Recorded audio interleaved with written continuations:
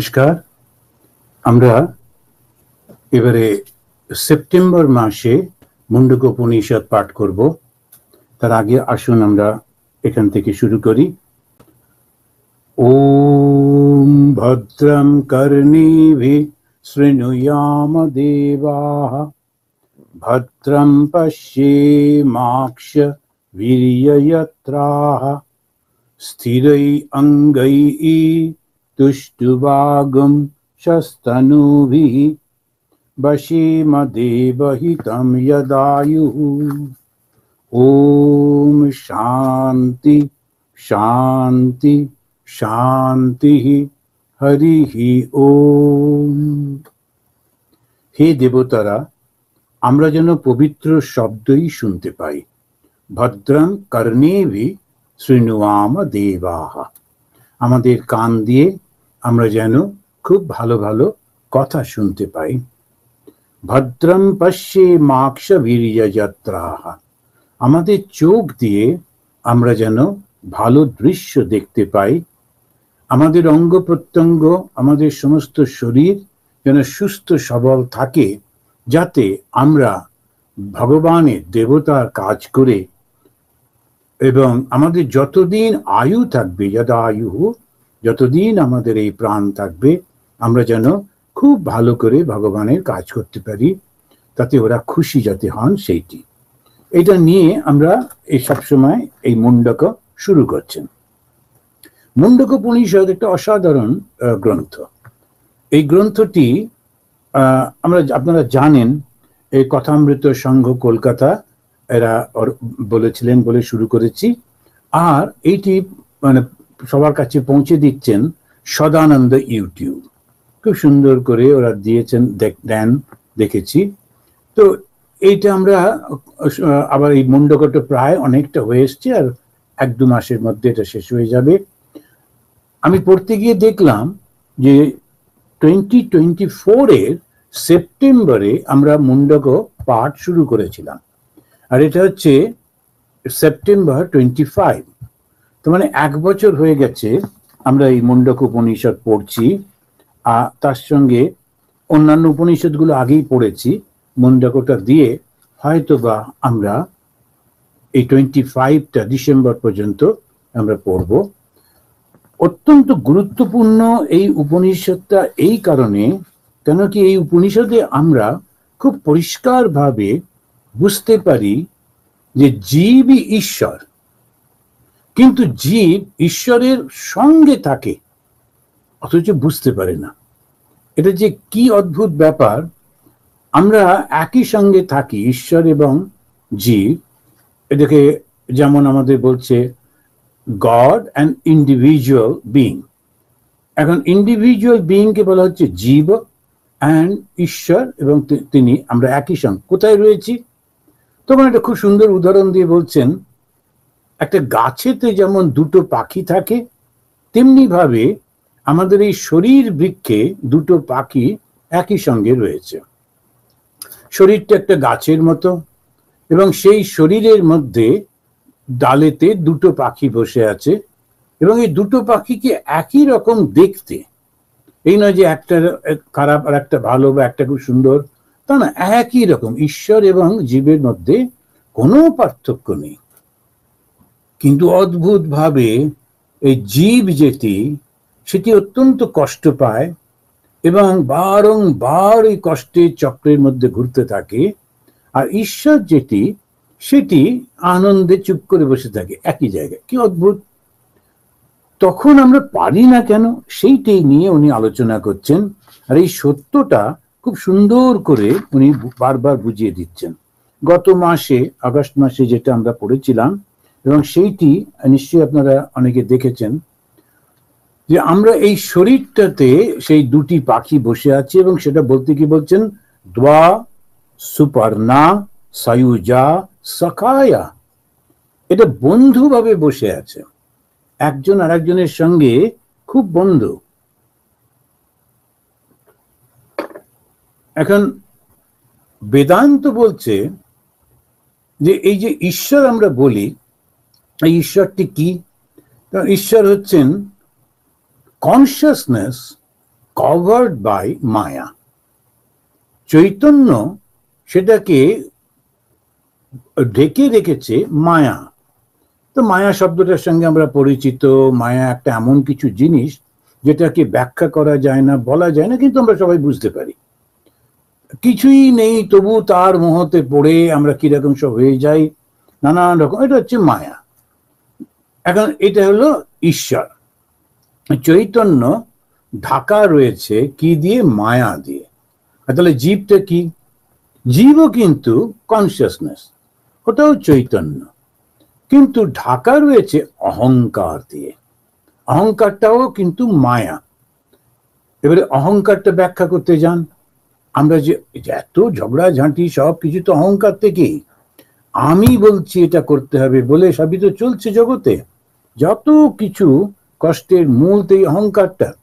বড় বড় সমস্ত জায়গাতে রাজারা কিংবা কোনো এখন যেমন সমস্ত গণতন্ত্রের প্রেসিডেন্ট, প্রাইম মিনিস্টার, এরা সব যারা অ্যাডমিনিস্ট্রেটর, তারা যেমন বাড়িতেও কর্তা, বাড়িতেও সমস্ত মহিলা, তারা আমার বাড়ি, আমার পরিবার, আমি করব আমি করব করে করে ঝগড়া চলছে। এটা দাঁড়াচ্ছেটা কি?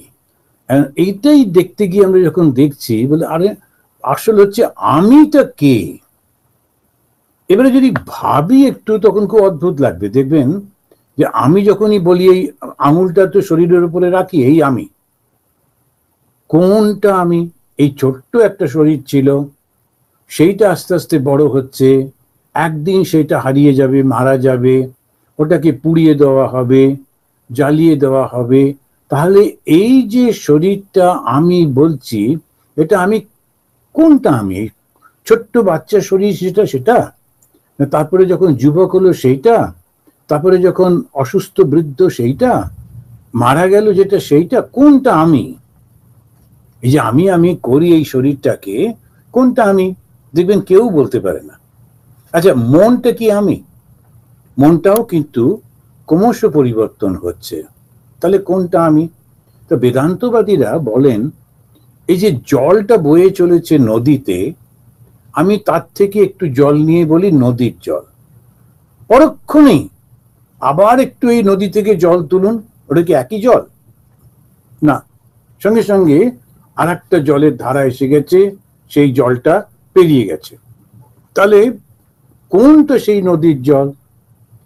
এইরকম ভাবে দেখতে গেলে আমরা যাকে আমি বলছি, সেই আমিটা কিন্তু থাকছে না, সে আমিটা সমানে পরিবর্তন হয়ে যাচ্ছে। তাহলে কাকে আমি আমি বলবো? অথচ আমরা আমি আমি করি। আর যত সমস্যার মূল হচ্ছে ওই আমিটি। ভগবান শ্রীরামকৃষ্ণদেব একেবারে সমস্যার গোড়ায় গিয়ে বললেন যে যদি শান্তি, আমরা যখন শান্তি পাওয়ার জন্যই তো সবকিছু, আনন্দ পাওয়ার জন্যই তো সবকিছু। আমরা যে সম্মানটা চাই, কেন চাই? শান্তি পাবো। অসম্মান যখন করে তখন কষ্ট হয়, সম্মান করলে শান্তি হয়। এইরকম সমস্ত সব কিছুর পেছনে একটা আনন্দ, একটা শান্তি।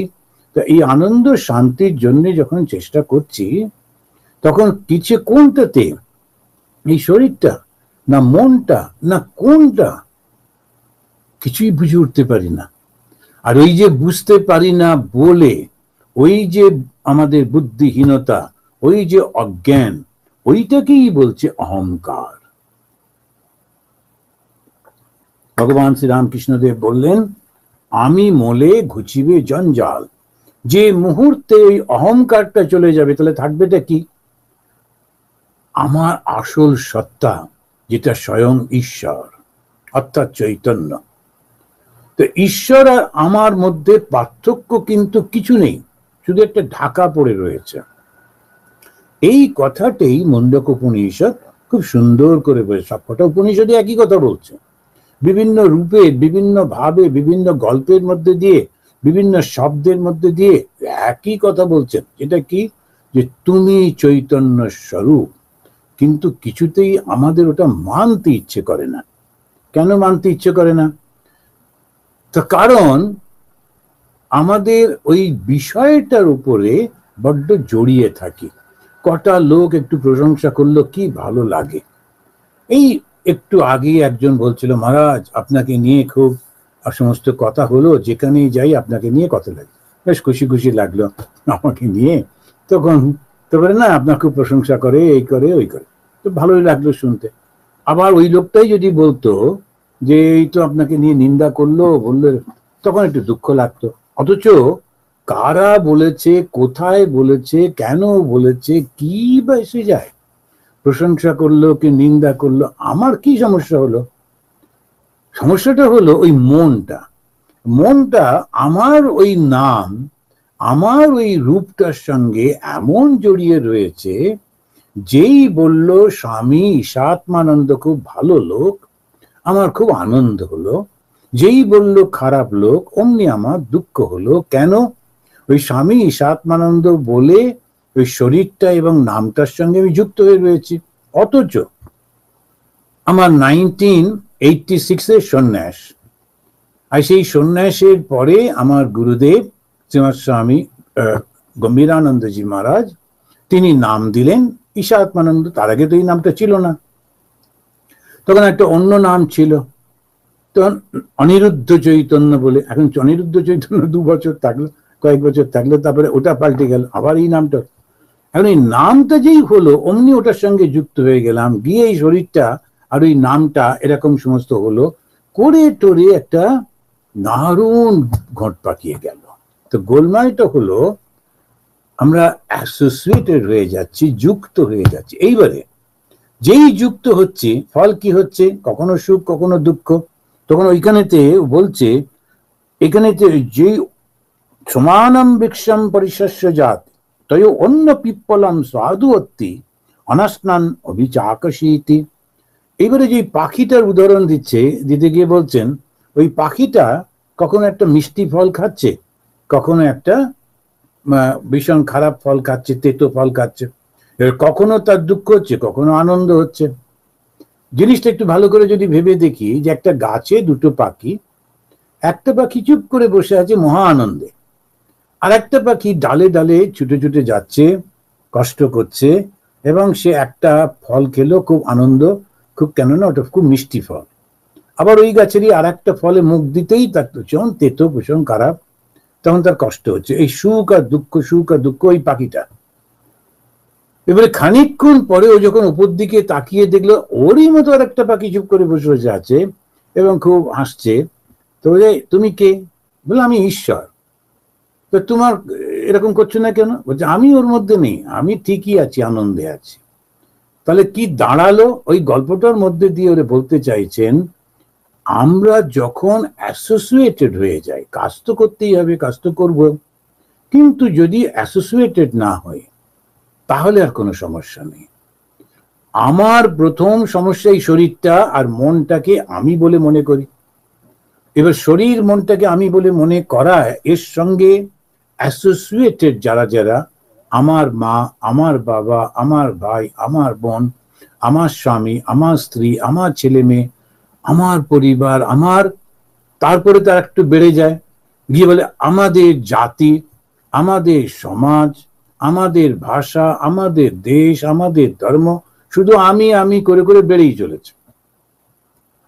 এর পরেতে যখন সেটা কোথায় গিয়ে দাঁড়াচ্ছে আমরা নিজেরাই জানি না, কিন্তু ওটা না হলেও আমি বাঁচতে পারি না। আর যেই ওর মধ্যে ঢুকি, নানান রকম দুঃখ কষ্ট হতেই থাকে। এখন আমি অ্যাসোসিয়েটেড হয়ে গেছি একটা জাতির সঙ্গে, সেই জাতির নামে যদি কেউ খারাপ কথা বলে তখন আমার দুঃখ হচ্ছে। আবার এমন কোন জাতির নামে কেউ গালিগালাজ করছে, আফ্রিকার ধরুন বহু রকমের জাতি আছে আমরা জানি না, তাদেরই একটা নাম করে কেউ খারাপ খারাপ কথা বলছে, আমি বুঝতেও পারবো না এবং আমার কোনো কষ্ট হবে না। ওই একটা জাতিকে খারাপ কথাই বলছে, কিন্তু যেহেতু আমি অ্যাসোসিয়েটেড নই, আমার সমস্যা নেই। তাহলে সমস্যাটা কোথায়? অ্যাসোসিয়েশন। আমি নিজেকে ওর সঙ্গে যুক্ত করে ফেলি। কেন ফেলি? অজ্ঞতা না করে পারি না। যদি করি তাহলে কি হয়? সুখ দুঃখ, সুখ দুঃখ এটা হতে থাকে। প্রশংসা করলে ভাল লাগে, নিন্দা করলে খারাপ লাগে। এই দুটোর বাইরে যেতে চাও, হ্যাঁ, তখন তোমাকে কি করতে হবে? এই দুটোর বাইরে যদি যেতে চাই, তখন আমাকে ডিস অ্যাসোসিয়েট হতে হবে, ওইটাই শিক্ষা দিচ্ছেন। তো এখানে ওটা বলতে গিয়ে তিনি বলছেন যে এই যে গাছের উপরে বসে আছে, দ্বিতীয় মণ্ডকের দ্বিতীয় খণ্ডের 12 নম্বর মন্ত্রে তিনি খুব সুন্দর করে বলছেন যে ইদম বিশ্বম বরিষ্ঠম এব, এই জীব জগতের সমস্তই সেই এক অদ্বিতীয় ব্রহ্মই, ভাবাই যায় না। এই যে 12 নম্বর শ্লোকে যখন বলছে দ্বিতীয় খণ্ডের দ্বিতীয় মুন্ডকের দ্বিতীয় খণ্ডের 12, এই যে ব্রহ্ম, তিনি তাকে বলতে গিয়ে বলছেন ব্রহ্মই বেদ অমৃতম, ব্রহ্ম পুরস্তাদ, ব্রহ্ম পশ্চাৎ, ব্রহ্ম দক্ষিণাত, উত্তরস্তেন, অধশ্চ ঊর্ধ্বম প্রসিতম ব্রহ্মই এদম বিশ্বমিদম বরিষ্ঠম, ইদম বিশ্বম বরিষ্ঠম এব, এই জীব জগৎ সমস্তই সেই এক অদ্বিতীয় ব্রহ্ম। এরকম কথা অন্য কোনো দর্শন বলতে পারে না, একমাত্র এই বেদান্ত, এই উপনিষদ, এই যে আমাদের বেদ এত স্পষ্ট করে বলছেন ইউ আর দ্যাট।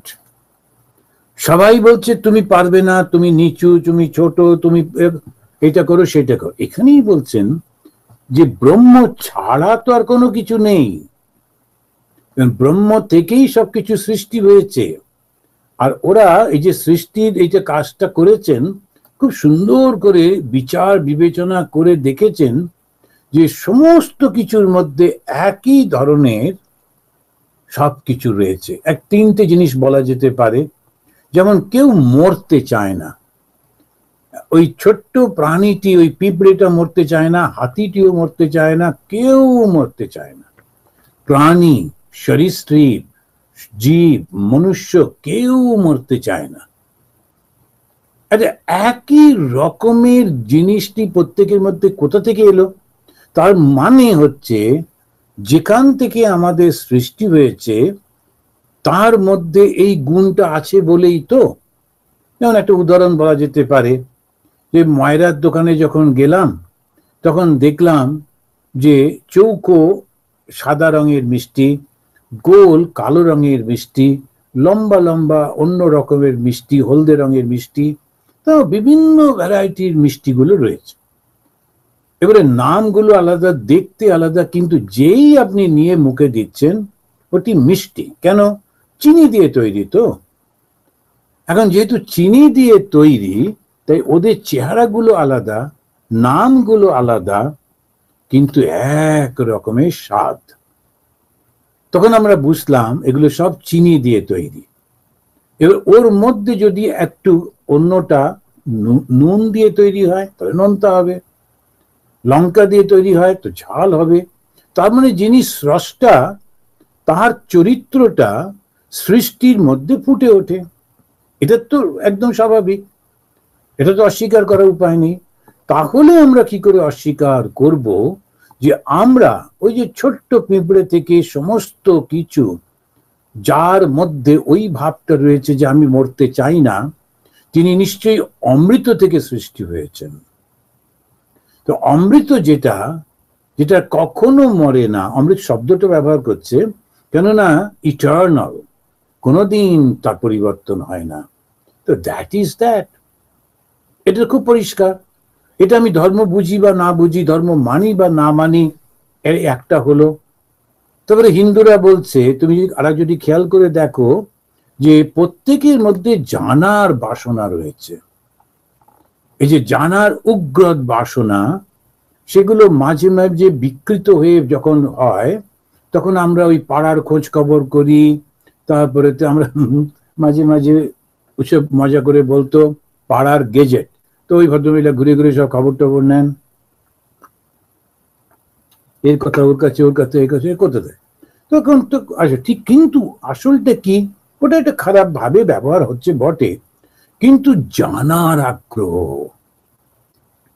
একজন সে বলছে যে আর একজনকে, রাত্রি আপনাদের জন্য আমার ঘুম হয় না। তো বলছে কেন, আপনারা কি সব ফিসফিস করেন?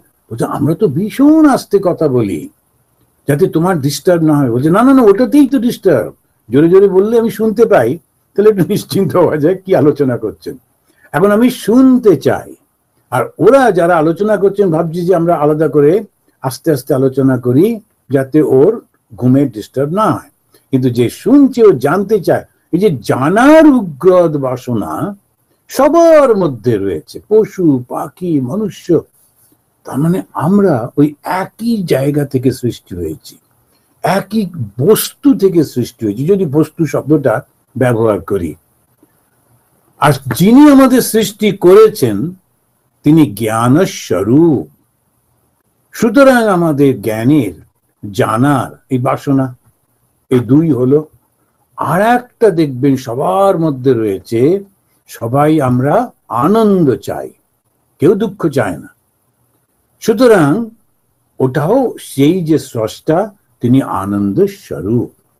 এবারে উপনিষদ, এই চতুর্দিকে ঋষিরা সমস্ত কিছু দেখে শুনে বিচার করে তারপরে কনক্লুশনে এসে বলল, আমরা এই জীব জগৎ যা কিছু দেখছো, যিনি সৃষ্টি করেছেন তার নাম হলো ব্রহ্ম। এই যে ব্রহ্ম, তিনি তিনটি গুণের অধিকারী আমরা দেখছি। এর থেকেও তিনি বিশাল, এর থেকেও তিনি অন্য, কিন্তু আমরা মোটামুটি ভাবে এই তিনটে গুণ বলতে পারি। কি কি? তখন বলা হলো সৎ, মানে যিনি ইটার্নাল, যার কোনোদিন মৃত্যু হয় না। চিত, যিনি জ্ঞানের ভান্ডার, জ্ঞানের স্বরূপ। আনন্দ, যিনি সমস্ত কিছু আনন্দের উৎস।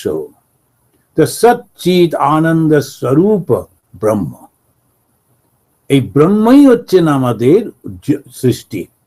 এখন এই সৃষ্টি সব কিছুর মূলে কি করে প্রমাণ হলো? এই তিনটে ভাবে। আকাশ থেকে কোনো দেবতা নেমে এসে বলে গেলেন তা কিন্তু না, এটা বিচার করে আমরা এটা বুঝতে পারলাম। এবার যখন বিচার করে বুঝতে পারছি, তখন আর একটা বিচার করে যদি দেখি, আমি আমার দিকে তাকিয়ে দেখছি এবং আমি বেশ বুঝতে পারছি প্রতিদিন আয়নার সামনে দাঁড়িয়ে যে আমি ধীরে ধীরে পরিবর্তিত হয়ে যাচ্ছি। আমার ছোটবেলাকার ছবি, তারপরের ছবি, তারপরের ছবি, যারা যারা সব সাজিয়ে রেখেছেন, তো নিজের ছবিতেই নিজে দেখছেন আর ভাবছেন দেখো আমি কিরকম ছিলাম, আমি কেমন হয়ে গেছি।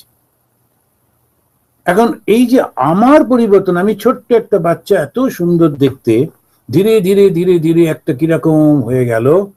একেবারে মাথা ভর্তি চুল ছিল, তারপরে টাক পড়ে গেল, তারপরে কি সুন্দর শক্ত সবল শরীর ছিল, সেটাতে একদম লোল চর্ম হয়ে গেল।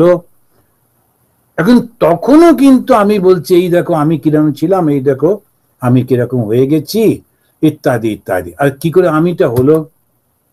তাহলে আমিটা কে? আমি কিন্তু পরিবর্তন হচ্ছে না, আমি কিন্তু ঠিকই আছে।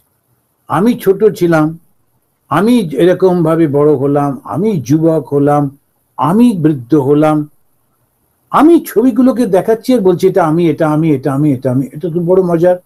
এই পরিবর্তনটা লক্ষ্য করছে কে?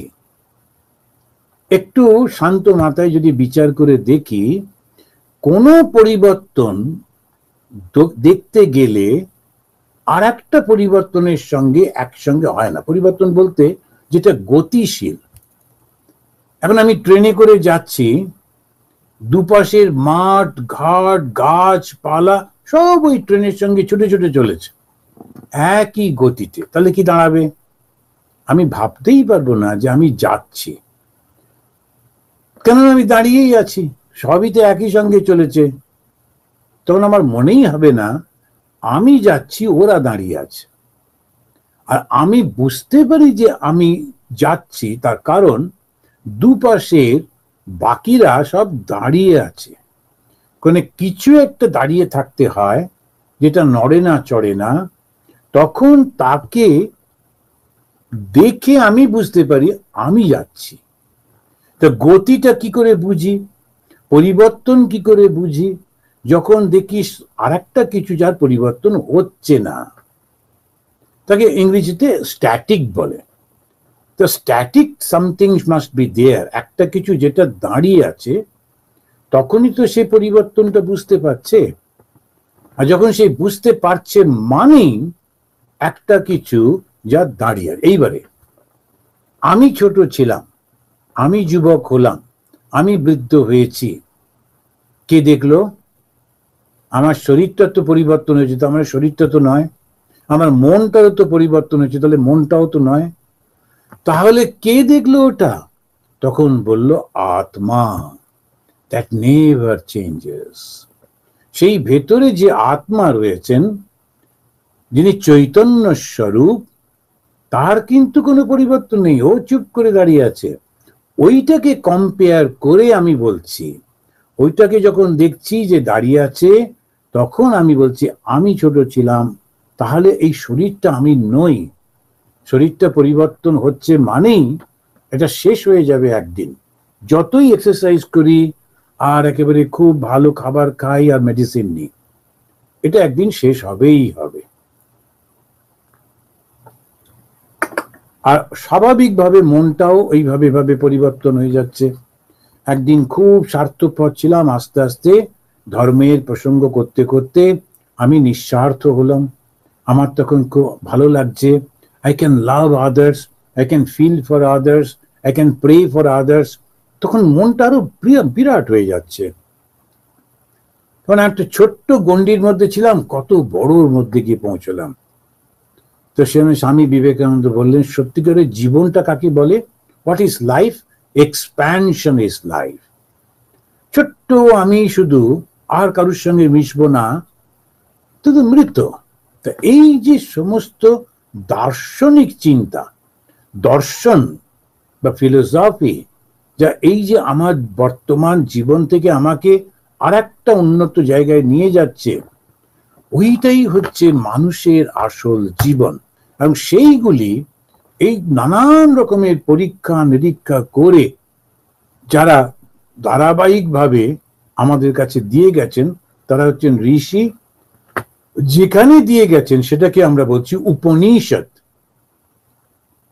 আর ওই উপনিষদ গুলোকে একত্রিত করে যেটা, সেটাকে বলা হয় বেদ। তো বেদ মানে কি? উপনিষদ, ওই জ্ঞান কাণ্ড। এই সেটা আমাদের বোঝাচ্ছেন যে আমরা কিন্তু চৈতন্য স্বরূপ। কেউ কি বলে দিল? না, আমি নিজেই পরীক্ষা করে দেখলাম যে আমি চৈতন্য স্বরূপ। আবার আর একটা পরীক্ষা আছে, যেটা আপনারা জানেন বেদান্তে, সেটা হচ্ছে যখন আমি জাগ্রত, তারপরে স্বপ্ন আর সুষুপ্তি, এই তিনটি অবস্থার মধ্যে সুষুপ্তিতে আমার দেহ বোধ নেই, কেননা আমি ঘুমোচ্ছি। আমার মন বোধ নেই, কারণ আমি স্বপ্ন দেখছি না। তাহলে দেহ নেই, মন নেই, অথচ আমি আছি। কে প্রমাণ করবে? কিভাবে প্রমাণ হবে? কেননা আমার ওই চৈতন্যটা তখনও কিন্তু জাগ্রত রয়েছে। চৈতন্য কখনো ঘুমিয়ে পড়ছে না, কখনো বিশ্রাম নিচ্ছে না। যদি খেয়াল করে দেখেন যে তিনটে সেমিটিক রিলিজিয়ন যারা রয়েছে, তাদের মধ্যে প্রথম হচ্ছে জুইশ। তো তারা বললেন আমাদের দেবতা, তিনি রবিবার থেকে কাজ শুরু করেছেন, করে শুক্রবারে এসে শেষ করেছেন। তাই শনিবারটা তিনি বিশ্রাম নিয়েছেন। মানুষ যেমন একটা দিন বিশ্রাম না পেলে সে পারে না, তো ওরা ভগবানকেও সেরকম ভাবে বলল যে ভগবানও বিশ্রাম নিয়েছেন। আবার এরপরে এলো খ্রিস্টানিটি। তারা বলল যে না, একটু তো আলাদা হতে হবে তোমাদের থেকে, আমাদের আলাদা ধর্ম। তখন তারা বলল আমাদের ভগবান সোমবার থেকে কাজ শুরু করেছেন। ও জুইসদের ভগবান রবিবার থেকে শুরু করেছিলেন, খ্রিস্টানদের ভগবান সোমবার থেকে শুরু করে শনিবার পর্যন্ত কাজ করে রবিবার দিন বিশ্রাম নিলেন। তো সানডেটা ওদের যে জন্য ছুটি। আর জুইসদের হচ্ছে শনিবারটা সাবাত, ওদিন শনিবারটা ছুটি, আর কিছু করবে না, বিশ্রাম করতে হবে। এরপরে এলো ইসলাম। তারা ওই 1500 বছর আগে, ওরা দেখলে এই দুটো ওরা নিয়ে নিয়েছে। একজন শনি চলে গেছে, রবি চলে গেছে। তখন ওরা বললো না, আমাদের ভগবান শনি থেকে কাজ শুরু করেছেন, করে করে করে বৃহস্পতিবার এসে শেষ করেছেন। সুতরাং আমাদের ভগবান বিশ্রাম নিয়েছেন শুক্রবারে। এবারে যদি আপনি বুদ্ধিস্টদের কাছে যান, ওরা বললো আমরা ভগবানই মানে না, তো ভগবান বিশ্রাম করলেন কি করলেন না আমাদের কি এসে যায়, জাগে যাক। তারপরে আবার জৈনদের কাছে, ওরা অন্য। এখন হিন্দুদের কাছে যখন এলেন, ওরা বললেন সদা জাগ্রত। তিনি কোনো কাজও করেন না, বিশ্রামের প্রশ্নই নেই। তো হিন্দুদের দেখবেন ভগবান কোনো বিশ্রাম করছেন না। কেন? যে মুহূর্তে ভগবান বিশ্রাম করবেন সেই মুহূর্তে সবকিছু ধ্বংস হয়ে যাবে। ভগবান বিশ্রাম প্রশ্নই নেই। ওইটাই হচ্ছে বেদান্ত, বা যা হিন্দু ধর্মের মূল ভিত্তি, একেবারে বিজ্ঞান ভিত্তিক, বিচার ভিত্তিক, জ্ঞান ভিত্তিক। তাই আমাদের গ্রন্থটার নাম হচ্ছে বেদ। হিন্দুদের যে গ্রন্থ, যার উপরে হিন্দু ধর্ম, সেটা হচ্ছে বেদ। বেদ মানে হচ্ছে জ্ঞান। এই জ্ঞানটি কি? ঈশ্বর চৈতন্য স্বরূপ। চৈতন্য সদা সর্বদা একরকম রয়েছে। যেই মুহূর্তে তিনি কাজ করছেন, করে তিনি বিশ্রাম করছেন, তার মানে পরিবর্তন হচ্ছে। আর যার মধ্যে পরিবর্তন হয় সেইটা লিমিটেড, সেটা তখন একটা ধ্বংস হয়ে যাবেই যাবে। ভগবানের ধ্বংস হতে পারে? তা তো পারে না। তা এই যে দার্শনিক বিচার, দার্শনিক চিন্তা, এইটা যখন আমরা বুঝতে পারবো, তখন আমরা ঠিকভাবে ধর্মটাকে বুঝতে পারবো। তা না হলে বেশিরভাগ লোক, যেহেতু আমাদের মনটা শুধু খাওয়ার, ঘুমানো আর শারীরিক কিছু চাহিদা এছাড়া আর কিছু বুঝতে পারে না, অলমোস্ট পশুদের মতো, তখন তারা কি করে? ধর্ম তাদের কাছে একটা ইমোশন। আর সেই ইমোশনটার জন্যে যেই তাদেরকে বলা হয় তোমার ধর্ম বিপদে পড়েছে, ও ঝাঁপিয়ে গিয়ে পড়লো, মারধর করতে লাগলো, হইচই ঝগড়াঝাটি করতে লাগলো। কিন্তু ধর্মর কোনো বিপদ হবার সম্ভাবনাই নেই। যেটা হয় সেটা সামাজিক কিছু পরিবর্তন, রাজনৈতিক পরিবর্তন, অর্থনৈতিক পরিবর্তন, কিন্তু ধর্ম অ্যাজ সাচ তার কোনো পরিবর্তন হতে পারে না। এটা হচ্ছে দার্শনিক চিন্তা। এই দর্শন শাস্ত্র সেই জন্য বলে ধর্মটা কি? জ্ঞান। জ্ঞানটা কি? আমাদের যিনি স্রষ্টা, তিনি হচ্ছেন চৈতন্য স্বরূপ। তা তিনি কি থেকে সৃষ্টি করেছেন? নিজের থেকেই সৃষ্টি করেছেন, কারণ তিনি ছাড়া তো আর কিছু ছিল না। তো নিজের থেকে যদি সৃষ্টি করে থাকেন, তাহলে আমরা কারা? আমরাও চৈতন্য স্বরূপ। ওই যে বললাম, যদি চিনি দিয়ে তৈরি হয়, দেখতে বিভিন্ন রকম হলেও একই তো চিনি। তেমনি ভাবে দেখতে পশু, দেখতে পাখি, দেখতে সরীসৃপ হলেও আমরা সবাই সেই চৈতন্য স্বরূপ। এই যেই চৈতন্য স্বরূপ হলাম, তখন আমরা কি করে আমরা নিজেদের মধ্যে মারামারি করব, নিজেদেরকে ছোট বড় করব? এইটা হচ্ছে অসাধারণ একটা জ্ঞানের কথা। তো এই আমাদেরকে উনি ওইরকম ভাবে বলতে গিয়ে বলছেন। আর বোঝাবার সময় বলছেন ওই যে ব্রহ্ম, ওই যে চৈতন্য, ওই যে কনসিয়াসনেস, ওইটা কিরকম? তখন বলছেন ব্রহ্ম বেদ অমৃতম। এই ব্রহ্মটাই হচ্ছে একমাত্র যা কিছু রয়েছে। কোথায় রয়েছে? সামনে রয়েছে, পেছনে রয়েছে, উত্তরে রয়েছে, দক্ষিণে রয়েছে, উপরে রয়েছে, নিচে রয়েছে। ব্রহ্ম ছাড়া কিছু নেই। আর বলবার জন্য এইভাবে বলছেন, সামনে রয়েছে, পেছনে রয়েছে, দুপাশে রয়েছে, উপরে রয়েছে, নিচে রয়েছে, সর্বব্যাপী। এমন কোনো জায়গা নেই যেখানে ব্রহ্ম নেই। এমন কোনো সময় নেই যখন ব্রহ্ম নেই। সেই জন্য হিন্দুদের তাদের যে ক্যালেন্ডার, সেখানে কোনো বিশ্রামের ব্যাপার নেই। রোজ তোমাকে ধর্ম পালন করতে হবে। কিন্তু অন্যরা কি করে? ওনারা ওই সমাজটার জন্য করেছেন যে তুমি ওই রবিবার থেকে কাজ শুরু করো, শুক্রবার পর্যন্ত, শনিবার তোমাকে বিশ্রাম নিতেই হবে। এমন ভাবে ওরা ধর্মের মধ্যে দিয়ে করেছেন যাতে লোকটা বিশ্রাম নিতে বাধ্য হয়। তুমি কোনো কিছু টাচ করতে পারবে না, কোনো জায়গায় যেতে পারবে না। জুইশরা শনিবার দিন ওরা নড়াচড়া করবে না, সবাইকে ঘরে থাকতে হবে। ফোর্সড রেস্ট হয়ে যায়, কারণ প্রচন্ড পরিশ্রম করে।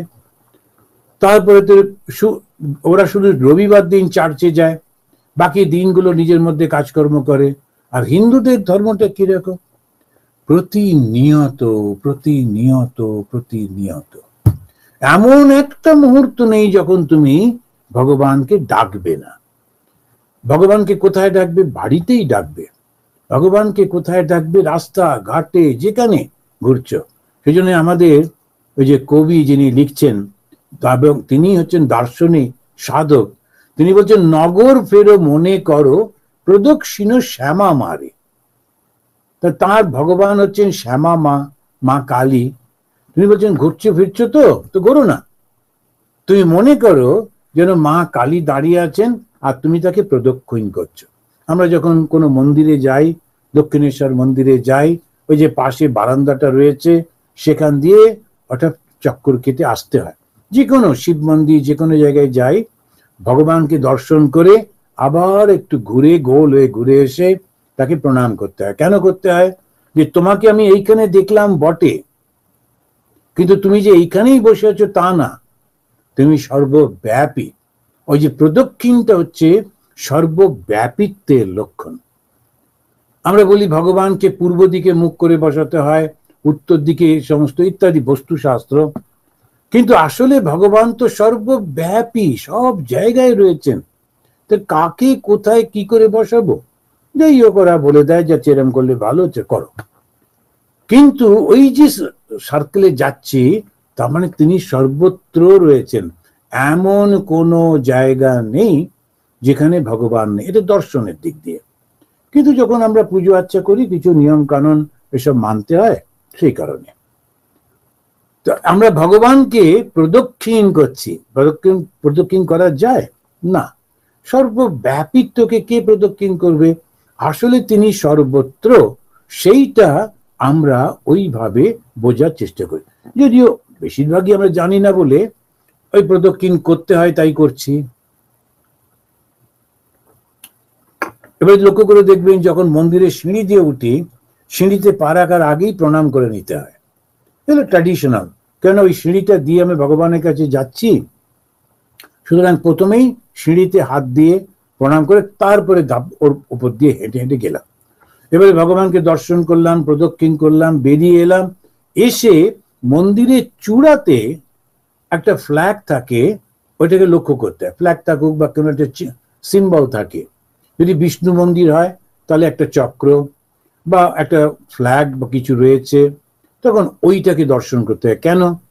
ওই প্রথমে যে সিঁড়িটাকে প্রণাম করলাম সেখানেও ভগবান রয়েছেন, ভেতরে মন্দিরের মধ্যে দেখলাম তিনি রয়েছেন, প্রদক্ষিণ করে দেখলাম তিনিই সর্বত্র, আবার উপর দিকে তাকিয়ে দেখলাম তিনিই সর্বত্র।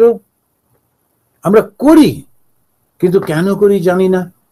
আর সেইটি আমরা জানতে পারছি এই মুন্ডক উপনিষদের দ্বিতীয় মুন্ডক আর দ্বিতীয় অধ্যায়ের 12 নম্বর শ্লোকে বলছেন তিনি সর্বব্যাপী।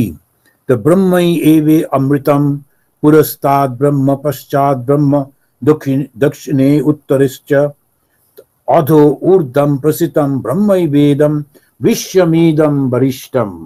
তিনি হচ্ছেন সর্বশ্রেষ্ঠ। এই জীব জগতের মধ্যে শ্রেষ্ঠ হচ্ছেন, বরিষ্ঠ হচ্ছেন সেই। এই সত্যটাকে সব কিছুর মধ্যে চৈতন্য জোরে রয়েছে। ভগবান শ্রীরামকৃষ্ণ দেব তো তিনি সেইটাকেই বলছেন।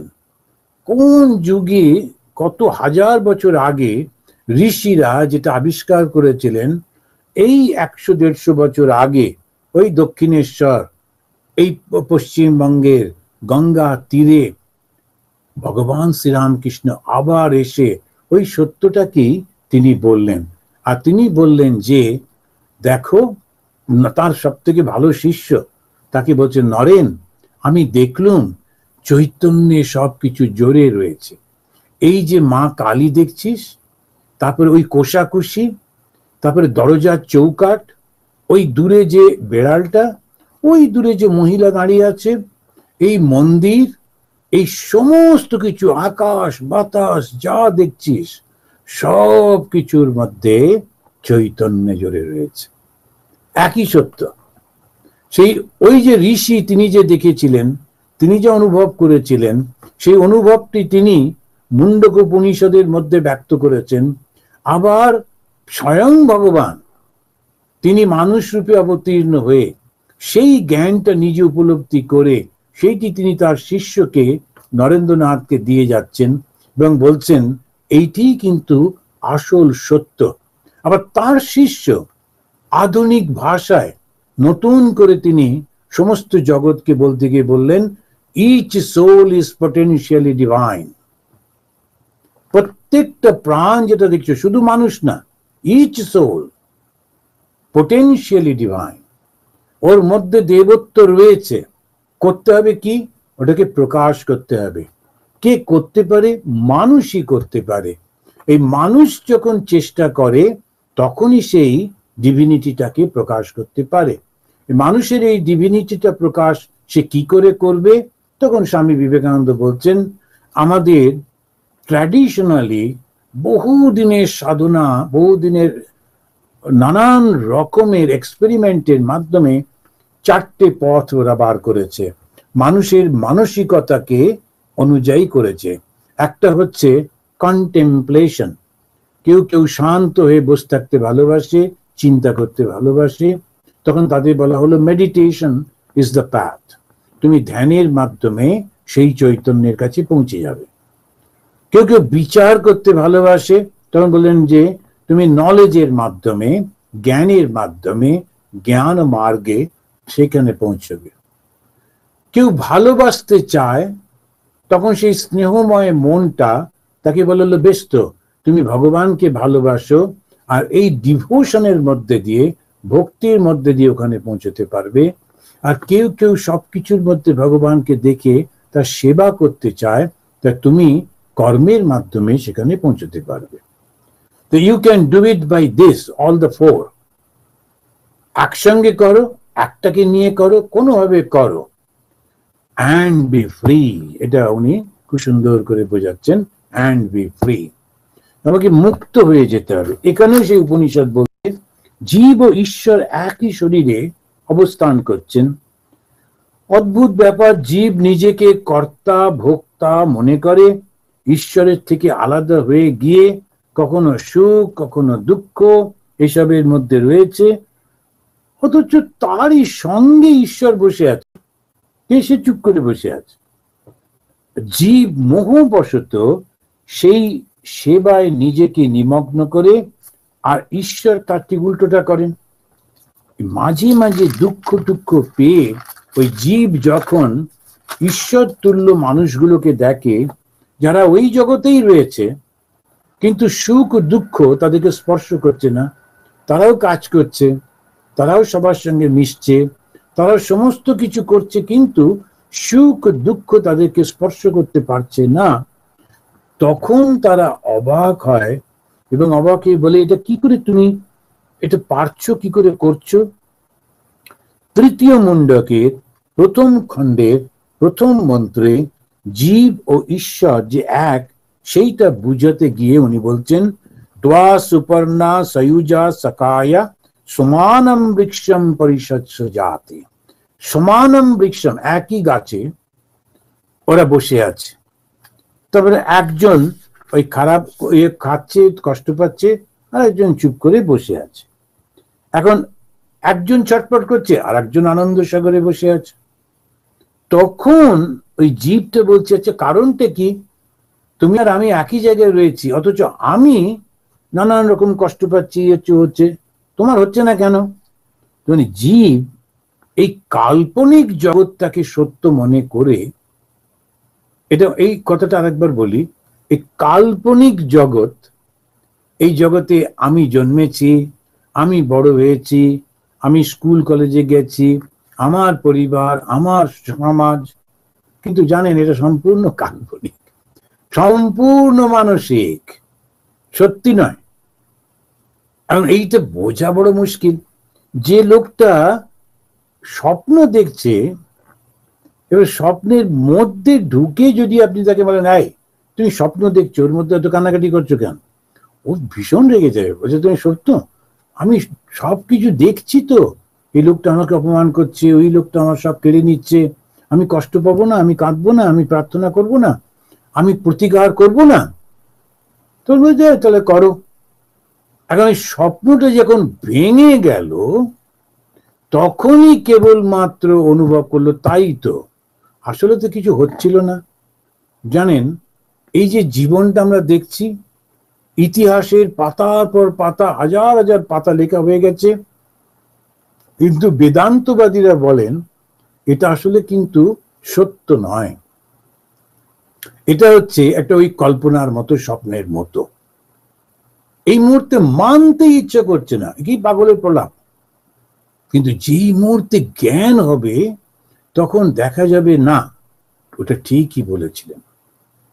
যখন শিশুরা খেলা করছে তখন তারা ওই যে ছোট ছোট খেলার যে বস্তুগুলো, ডলস যেগুলো রয়েছে, যেগুলো সে ছোট্ট মূর্তিগুলো রয়েছে, পুতুলগুলো রয়েছে, তাদের কথা ওরা শুনতে পায়, ওই শিশুটি শুনতে পায়।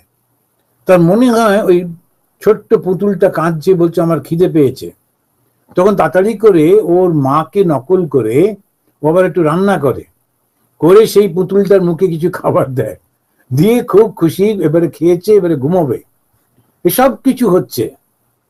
আমরা যখন দূরে বসে বসে দেখছি আর হাসছি, কিন্তু ওই শিশুটি মনে করছে, ওরা বুঝতে পারছে না যে আমার বাচ্চাটি কাঁদছে, ওর খিদে পেয়েছে, ওকে খেতে দিতে হবে, ওকে ঘুম পাড়াতে হবে। ওর জগতের মধ্যে ওটা কিন্তু সত্য। তখন তাকে কিছুতেই বোঝানো যায় না।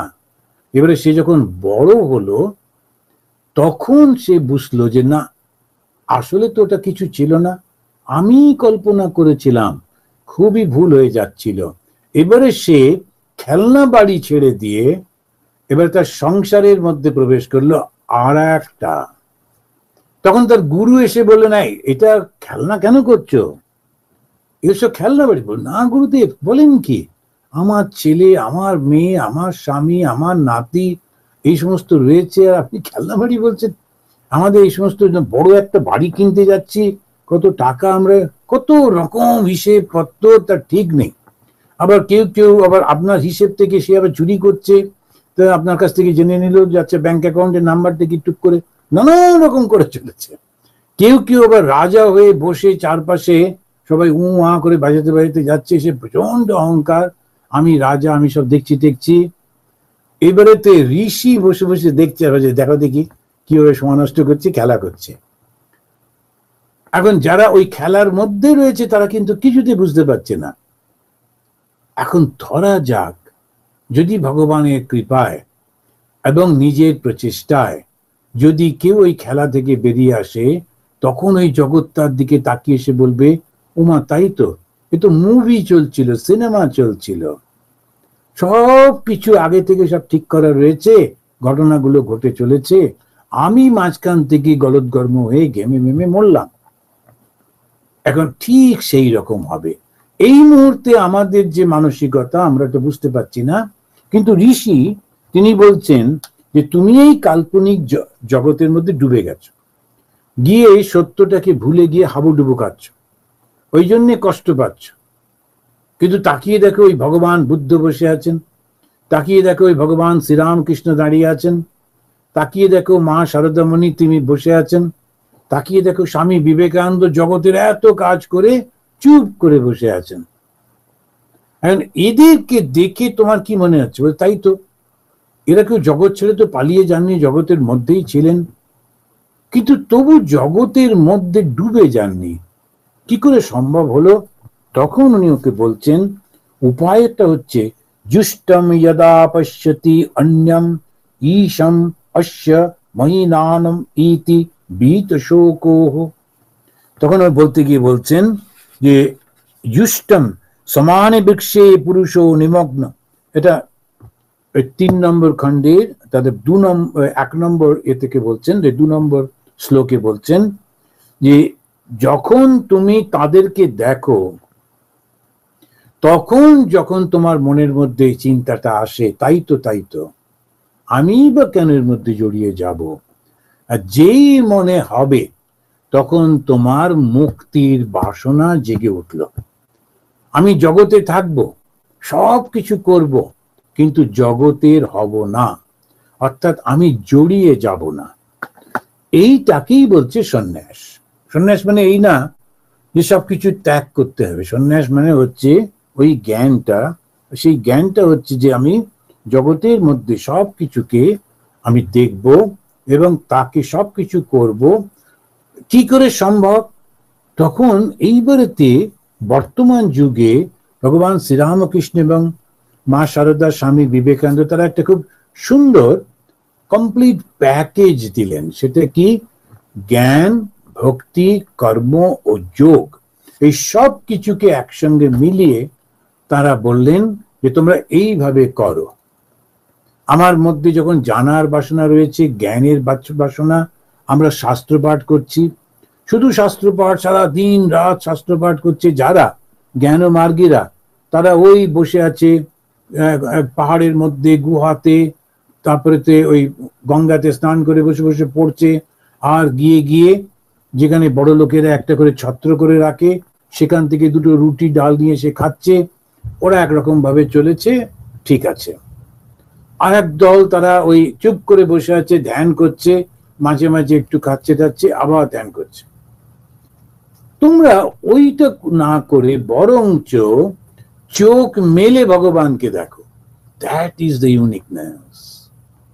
শ্রীরামকৃষ্ণের যে বেদান্ত, সেই বেদান্ত বলছে তুমি যদি চোখ বন্ধ করে ভগবানকে দেখতে পাও, তোমার সমস্ত কর্ম ইন্দ্রিয়গুলোকে গুটিয়ে নিয়ে এসে তুমি যদি দেখতে পাও, তাহলে তোমার জ্ঞানেন্দ্রিয়গুলোকে সব গুটিয়ে আনলে, বিষয় থেকে আলাদা করলে, খুব ভালো কথা। কিন্তু যা দেখছো সেটা সবই তো তিনি। তাহলে তাকে সেবা করো না কেন? চোখ বন্ধ করলে ঈশ্বরকে দেখা যায়, চোখ খুলে দেখা যায় না। শ্রীরামকৃষ্ণের বেদান্ত, প্র্যাকটিক্যাল বেদান্ত, অ্যাপ্লাইড বেদান্ত। ঈশ্বর ছাড়া তো কোনো কিছু নেই। ঈশ্বর সামনে, ঈশ্বর পেছনে, ঈশ্বর উপরে, ঈশ্বর নিচে, ঈশ্বর দুপাশে, এই যে চৈতন্য। তাহলে জগতে যা কিছু, সেটা আমি যখন বোধ রয়েছে, এই আমি বোধ থেকে, অহংকার থেকে আলাদা করে না দেখে, ওটা কি আমার ঈশ্বর বিভিন্ন রূপে রয়েছেন, আমার চৈতন্য বিভিন্ন রূপে প্রতিফলিত হচ্ছে। এবারে আমার যখন যেটি কর্তব্য সেটি আমি করব। কারুরকে যদি সাহায্য করতে পারি করব, সাহায্য করতে না পারলে আমি তার জন্য প্রার্থনা করব। আমি কাউকে নিন্দামন্দ করব না, কারুর কষ্টের কারণ হব না। তুমি দেখো না, তোমার মনটাও সে আনন্দের মধ্যে পরিপূর্ণ হয়ে যাবে। এই অসাধারণ একটা শ্রীরামকৃষ্ণ বেদান্ত তিনি তাকে দিচ্ছেন। তা আমরা এই আগামীকাল একটা জায়গায়, এই আমেরিকার, নর্থ আমেরিকা বেদান্ত কনফারেন্স, এখানে আমেরিকার যত সাধুরা আছেন একত্রিত হয়ে এইগুলো একটু আলোচনা করবো, বড় সুন্দর হবে আশা করছি। সেটা হচ্ছে অদ্বৈত বেদান্ত, দ্বৈত বেদান্ত, বিশিষ্টাদ্বৈত বেদান্ত, শ্রীরামকৃষ্ণ বেদান্ত, শ্রীরামকৃষ্ণ বিবেকানন্দ বেদান্ত। সেইটা কিরকম বেদান্ত? এইটাই, যদি ঈশ্বর সর্বব্যাপী সর্বত্র, তাহলে তাকে, বা চৈতন্য সর্বব্যাপী সর্বত্র, তাহলে তাকে অনুভব করব না কেন? নিশ্চয়ই করব। কিন্তু আমি বোধতে যাচ্ছে না। আমি বোধ কি করে যাবে? যখন আমি সবকিছুর মধ্যে আমাকে দেখতে পাবো, তখন এই ক্ষুদ্র আমিটা বিশাল আমি হয়ে গেল। তখন সেই ক্ষুদ্র অহংকার, সেটাকে ভেঙে আমি চৈতন্যের মধ্যে বিলীন হচ্ছি। এবং এইটাই আমরা করব আগামী দিন। এইটাই হচ্ছে আসল বেদান্ত।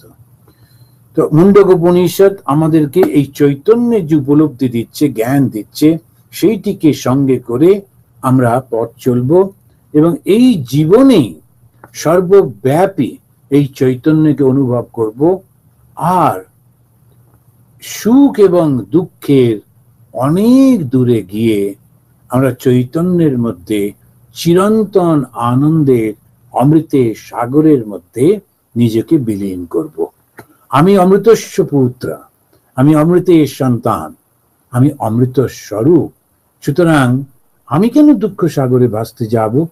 এই যে জ্ঞানটা আমরা মুন্ডক উপনিষদের পাতায় পাতায় দিয়েছেন, এবং সেটা ব্যবহারিক ক্ষেত্রে শ্রীরামকৃষ্ণ, মা শারদা, বিবেকানন্দ দেখিয়েছেন। তো আমাদের এখন সামনে এক্সাম্পল রয়েছে, সেইটিকে আমরা ফলো করে এগোবো। তো খুব ভালো লাগলো। আবার আমরা সামনের মাসে খানিকটা মুন্ডক উপনিষদ পাঠ করব। আজকে 3 বার শান্তি বলে শেষ করি। ওম শান্তি শান্তি শান্তি। হরি ওম তৎসৎ।